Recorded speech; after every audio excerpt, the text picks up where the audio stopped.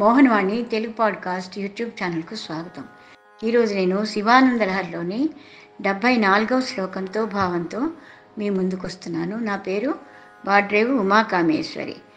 ఆశాప్యాస క్లేశ దుర్వసనాది ఛేదోద్యుక్తైర్దివ్యగంధైరమందైః ఆశాసాటీకస్య పాదారవిందం చేతః పేటీం వాసితాం మే తనోతి. పరమేశ్వర, నీ పాదకమలాలు నా మనస్సు అనే పెట్టెను ఆశాపాశ కష్ట వ్యసనాది శూన్యం చేసి సుగంధంచే పరిమళ భర్తం చేయుగాక అని కోరుకుంటున్నాను.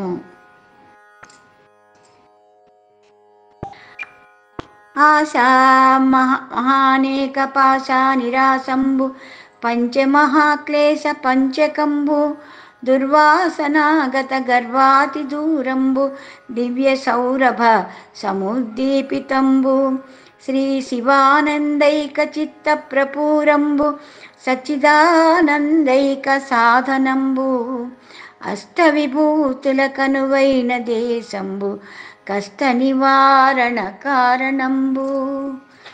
ఈ శ్లోకాన్ని తెలుగులో రాసిన వారు నరసింహదేవర ఉమామహేశ్వర శాస్త్రి గారు.